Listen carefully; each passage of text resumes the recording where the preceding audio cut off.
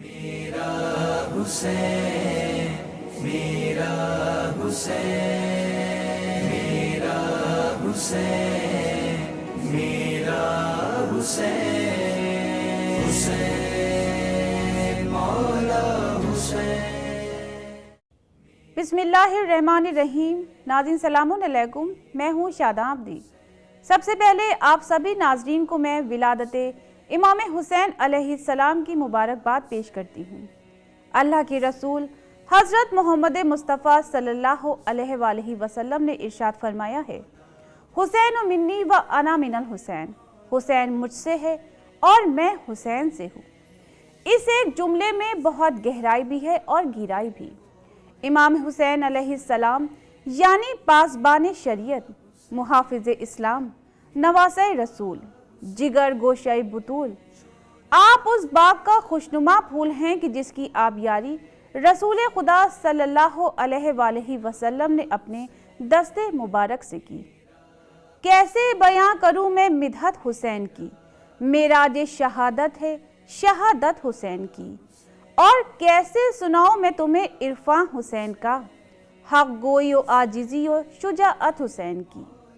زہرا علی کے لال ہیں، ابن رسول ہیں، خود آیائے تطہیر ہے عظمت حسین کی۔ باطل کی دھمکیوں میں کہاں آئے تھے حسین، ڈٹ جانا حق کی راہ ہے فطرت حسین کی۔ ناظرین، امام حسین علیہ السلام کی تربیت جس عظیم ہستی نے فرمائی، ان کے جو کمال جوہر، جو اوصاف ہے، وہ سب آپ کی سیرت و شخصیت میں نظر آتے ہیں۔ آپ کی والدہ جناب فاطمہ زہرا سلام اللہ علیہا زہد و ورع کا پیکر اور والد علم و روحانیت کا سمندر، یعنی آپ اس عظیم مکتب کے فرد ہیں کہ جس سے پوری دنیا روشنی اور فیض حاصل کر رہی ہے۔ آپ کو امام عالی مقام کہا جاتا ہے۔ واقعاً آپ ہر میدان میں اعلیٰ مقام پر فائز ہیں، سیرت میں، صورت میں، جرت میں، ہمت میں، استقلال میں، سخاوت میں، صبر میں آپ کا کوئی ثانی نہیں۔ آپ نے زہد و تقویٰ اپنی والدہ جناب فاطمہ زہرا سلام اللہ علیہا سے سیکھا۔ آپ کے خطبات کی بات کریں جس سے ہمیں فصاحت و بلاغت اتنی کمال درجے کی نظر آتی ہے، جو آپ نے اپنے والد باب العلم سے سیکھی۔ آپ بچپن کے زمانے سے اپنے والد کی تمام خصوصیات کو اپنی روح کے اندر اتار رہے تھے۔ حضرت محمد مصطفیٰ صلی اللہ علیہ وآلہ وسلم کے دوش مبارک کی سواری جسے عطا ہو جائے، اس ہستی کا کیا کہنا۔ رسول خدا صلی اللہ علیہ وآلہ وسلم جب منبر پر تشریف فرما ہوتے تو جب امام حسن اور امام حسین علیہ السلام سامنے آتے تو آپ منبر چھوڑ کر امام کے احترام میں کھڑے ہو جاتے۔ رسول خدا حالت سجدہ میں ہیں، امام آپ کی پشت مبارک پر سوار ہو جاتے ہیں تو آپ کی نماز کا وہ سجدہ جو اللہ کی بندگی کا کمال ہے وہ طویل ہوتا چلا جاتا ہے۔ جہاں ایک طرف اللہ کی بندگی ہو رہی ہے تو دوسری طرف امام حسین علیہ السلام کا کتنا خیال ہے۔ ناظرین، اللہ کا رسول جس کی خود اتنی اطاعت کر رہا ہو، جس کا اتنا احترام کر رہا ہو، تو کیا ہمیں امام کی شخصیت کو سمجھنے اور پہچاننے کی، ان کے مقصد کو جاننے کی ضرورت نہیں ہے؟ کیا ہم اپنی زندگی کو یہی کہتے ہوئے گزار دیں گے کہ ہم امام کے ماننے والے ہیں، لیکن کیا ہم کچھ کرنے کے لیے اپنے قدم آگے نہیں بڑھائیں گے کہ امام کی باتیں مانیں، امام کی زندگی کا جو پیغام ہے اس سے کچھ درس حاصل کریں، اپنی زندگی میں تبدیلی پیدا کریں؟ ہم جس پہلو سے بھی دیکھیں، امام حسین علیہ السلام انسان کامل نظر آتے ہیں۔ آپ کی عظیم شخصیت جس نے راہ خدا کی خاطر کربلا میں سب کچھ قربان کر دیا، اپنے گود کے بچے کو دے دیا، بھائی بھتیجے بھانجے انصار اصحاب سب کی قربانی دے دی، یعنی کسی بھی چیز کی قربانی دینے سے امام پیچھے نہیں ہٹے تاکہ دین کو بچا سکیں، اسلام کا پرچم بلند ہو سکے۔ امام بھی ہم سے یہ چاہتے ہیں کہ ہم خیالوں کی دنیا سے باہر نکلیں اور دین کی حفاظت کے لیے اٹھ کھڑے ہوں۔ امام حسین علیہ السلام نے اپنی مظلومیت سے ایک نئے باب کا آغاز کر کے یہ میسج دیا کہ اگر دنیا نے فقط مجھے مظلوم سمجھ لیا تو میرا مقصد ختم ہو جائے گا۔ آپ نے اپنی مظلومیت کے باب میں ایسے احکامات वैल्यूज़ और क़दरों के रंग भरे कि जिसकी मिसाल नहीं मिलती। इमाम हुसैन अलैहिस्सलाम ने फरमाया कि मैं अपनी मजलूमी को रायगा नहीं जाने दूंगा, मेरी दी हुई तालीमात को याद रखा जाएगा और वाक़ईन आपके उठाए हुए हर एक कदम से, हर एक्शन से तमाम इंसानों को कोई ना कोई सबक ज़रूर मिलता है। आपकी अक़ीदत को हम सलाम करते हैं कि मजलूम हो तो हुसैन जैसा और अगर तदबीर करने वाला हो तो हुसैन जैसा हो।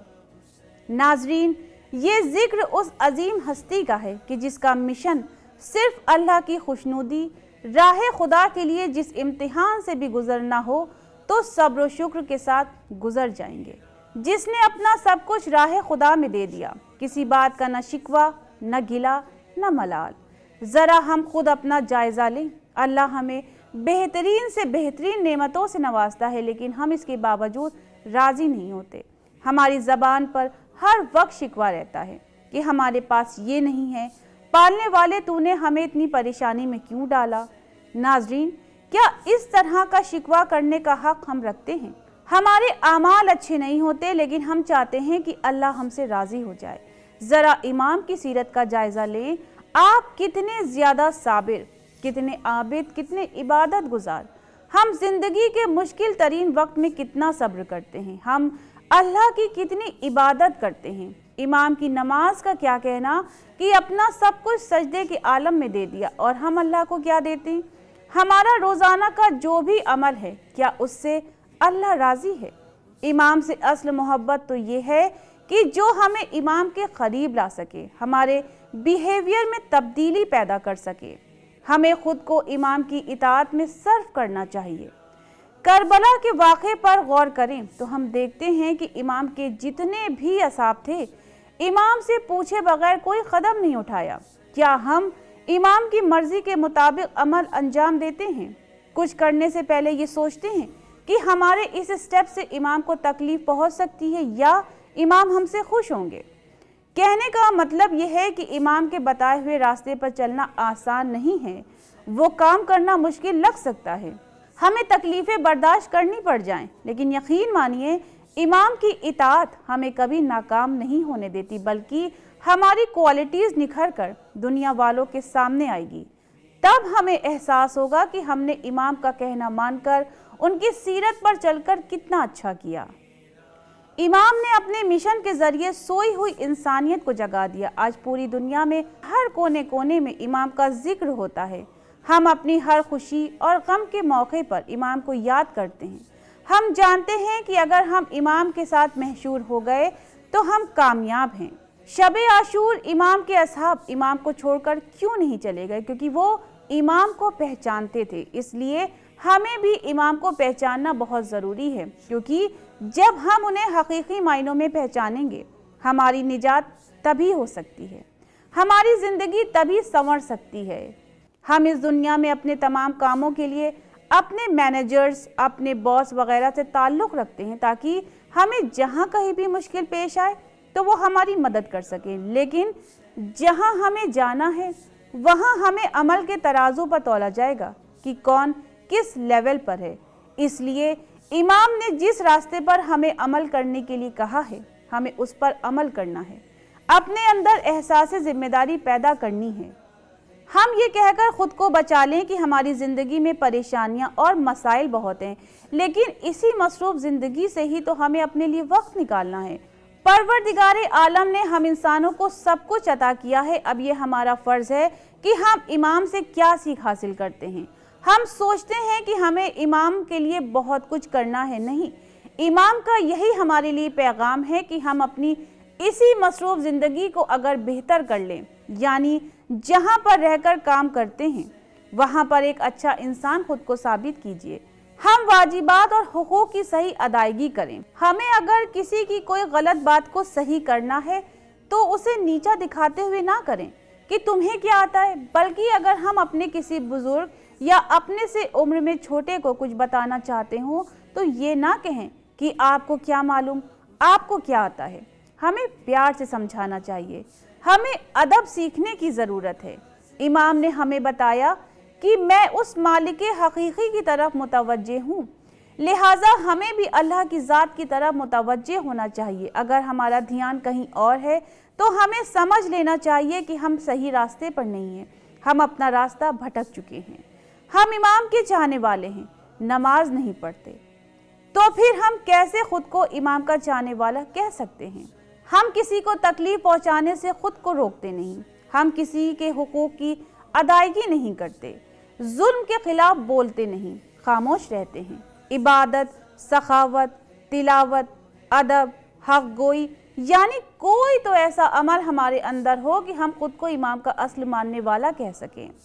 حسینیت نام ہے حق پر ڈٹ جانے کا۔ امام نے پیغام دیا ہے کہ اگر ہم حق پر ہیں تو ہمیں ڈرنے یا گھبرانے کی ضرورت نہیں ہے، ہم اپنی ذمہ داریوں کو ادا کریں، سر اٹھا کر جینا سیکھیں، حوصلہ بلند رکھیں۔